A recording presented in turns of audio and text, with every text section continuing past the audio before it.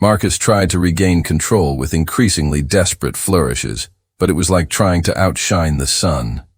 Aria's dancing had a quality that couldn't be taught, the rare combination of technical perfection and emotional truth that separated good dancers from unforgettable ones. As the music built toward its climax, she executed a move that brought the entire room to its feet, a controlled fall that seemed to defy gravity. Her body arching backward until her fingertips nearly brushed the floor before flowing seamlessly into a spin that left her poised in perfect stillness as the final notes faded.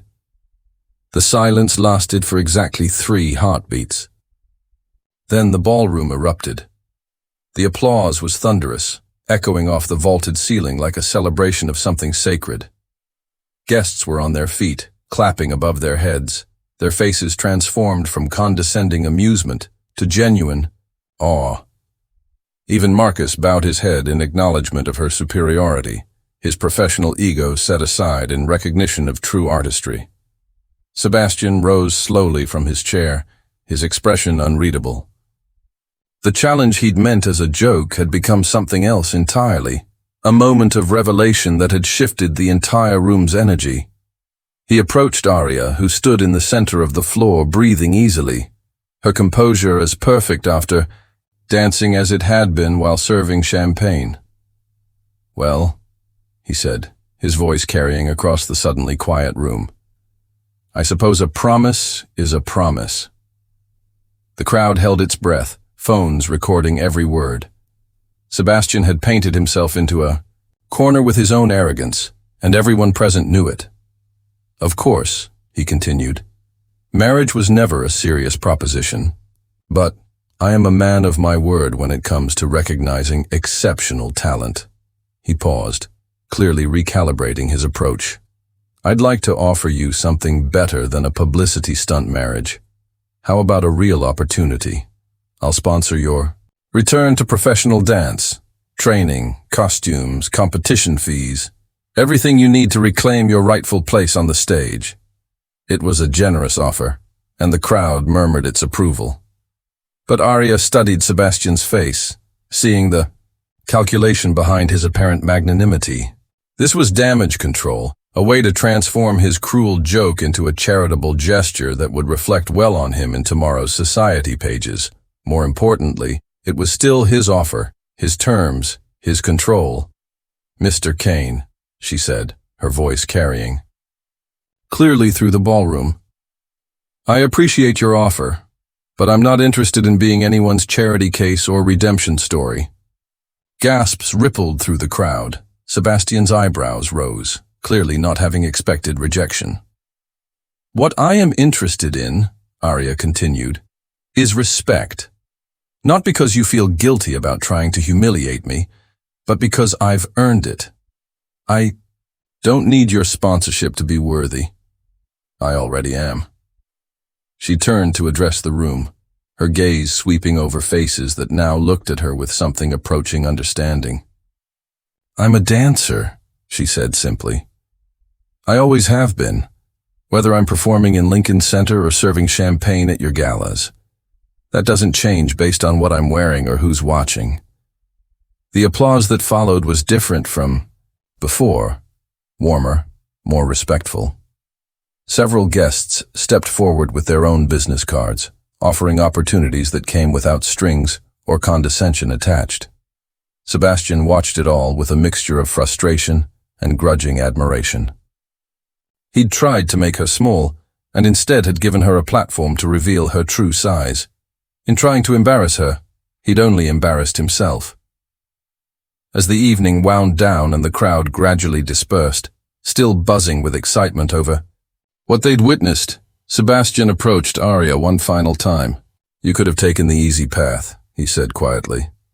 "My offer would have fast-tracked your career." Aria shook her head. "There are no easy paths, Mr. Kane. Just honest ones and dishonest ones. I choose honesty." She retrieved her serving tray from the table where she'd set it down a lifetime ago and walked toward the kitchen, her posture as straight and proud as it had been when she danced. Behind her, Sebastian stood alone in the center of the floor, finally understanding that some people couldn't be bought, couldn't be diminished, couldn't be made to play by rules designed to keep them small. The game he'd thought he was playing had never existed at all. 3 weeks later, Arya received an envelope in the mail with no return address. Inside was a check for $50,000, enough to cover Marcus's entire first year at MIT, and a note written in elegant handwriting, "For your brother's education." No strings attached. Considerate payment for a lesson in grace under fire. SK. She stared at the check for a long moment, then carefully placed it in her desk drawer. She would cash it, because Marcus's future mattered more than her pride. But she would also remember the lesson it represented. Sometimes the most powerful thing you can do is simply refuse to be diminished. That evening she taught her regular class at the community center. The children, ages 6 to 16, had heard about the viral video of their teacher's ballroom triumph. They watched her with new eyes, seeing not just Miss Arya who taught them basic steps, but someone who could command the attention of an entire room through pure artistry. "Miss Arya," asked 7-year-old Destiny, "are you famous now?" Arya smiled as she adjusted the little girl's posture. "I'm the same person I've always been, sweetie. The only difference is that more people got to see." Will you still teach us? Every Tuesday and Thursday, just like always. Dancing isn't about being famous or impressing rich people. It's about expressing what's in your heart. As the class ended and the children filtered out, chattering excitedly about the steps they'd learned, Arya remained in the studio. She put on music, not the Latin jazz from the ballroom, but something softer, more personal, and began to dance for herself. No audience, no cameras, no expectations to meet or exceed. Just a woman moving to music she loved, in the space she'd claimed as her own, surrounded by mirrors that reflected not just her image, but her truth. Outside, the city hummed with its endless energy. Somewhere in a penthouse office, Sebastian Kane was probably planning his next acquisition, his next power play, his next opportunity to prove his dominance. The ballroom at the Meridian had been reset for tomorrow's event, all traces of the evening's drama erased. But the video lived on, shared and reshared by people who saw in Arya's story something they recognized: the universal struggle to maintain dignity in the face of those who would strip it away, the quiet power of refusing to be made small, the truth that worth isn't determined by where you stand, but by how you stand there. Arya finished her private dance and gathered her things. Tomorrow she would return to the catering company, to the community center, to the careful balance of work and responsibility that defined her days. But tonight, she carried with her the memory of a moment when the world had stopped to watch her shine, not because someone else allowed it, but because she had claimed her own light. As her grandmother had always said, "Baby girl, you carry music in your bones. Don't you ever forget that." She hadn't forgotten, and now neither would anyone else. At a prestigious Manhattan charity auction, tech mogul Sebastian Kane mocked server Arya Williams with a humiliating wager: challenge his dance champion or retreat in shame before the city's most powerful elite. What he didn't realize was that Arya harbored a secret that would transform his cruel joke into the evening's most extraordinary revelation. The grand ballroom of the Meridian Hotel pulsed with understated luxury. Crystal chandeliers cast prismatic rainbows across walls draped in midnight blue silk, while a 12-piece orchestra filled the cavernous space with smooth jazz that seemed to emanate from the very air itself. The evening's charity auction had raised over $3 million for children's literacy programs, but now the formal proceedings had given way to cocktails and conversation among New York's financial aristocracy. Servers in pristine white uniforms moved like ghosts between clusters of guests, their silver trays balanced with champagne flutes and delicate hors d'oeuvres that cost more per bite than most people spent on lunch. Among them, Aria Williams navigated the sea of designer gowns and tailored tuxedos with practiced grace. At 26, she possessed an innate elegance that her simple uniform couldn't diminish. Her natural hair was styled in an intricate updo that spoke of careful preparation, and her dark eyes held an intelligence that suggested depths beyond her current circumstances. She moved with a dancer's precision, shoulders back, steps measured, every gesture economical yet fluid. Near the room's center, Sebastian Kane held court like a modern-day king. In his early 40s, he cut an imposing figure in his midnight black tuxedo, his steel gray hair perfectly styled, his presence commanding attention without effort. As the founder of Kane Technologies, his wealth was matched only by his reputation for ruthless business tactics and a tongue sharp enough to cut glass. "Ladies and gentlemen," Sebastian announced, his cultured voice easily carrying across the vast space as he tapped his champagne flute with a silver knife. The crystalline chime silenced conversations and drew every eye to him. "I have a special entertainment for you tonight." He gestured toward a tall, athletic man standing near the orchestra. The man wore sleek black performance attire and professional dance shoes that gleamed under the chandeliers. "May I present Marcus Chen, 3-time national Latin dance champion and my personal choreographer." Polite applause rippled through the crowd as Marcus offered a confident bow, his movements precise and controlled. Sebastian's gaze then swept the room before settling on Aria, who was passing nearby with a tray of champagne. His lips curved into a smile that didn't reach his eyes. "And perhaps," he continued, his voice taking on a theatrical quality, "our lovely server here would care to provide some competition for our champion." The words hung in the air like a challenge wrapped in silk. Scattered laughter erupted from various corners of the room, some nervous, others delighted by the prospect of unexpected entertainment. "If she can outlast Marcus for just 3 minutes," Sebastian continued, his tone dripping with condescension, "I'll marry her right here tonight. How's that for stakes?" The laughter grew louder, more pointed. A woman in emerald silk tittered behind her gloved hand. "Oh, Sebastian, you're terrible," she said with mock reproach, but her eyes glittered with anticipation. Aria felt the weight of every gaze in the room pressing down on her like a physical force. The challenge was designed to humiliate, a rich man's cruel amusement at the expense of the help.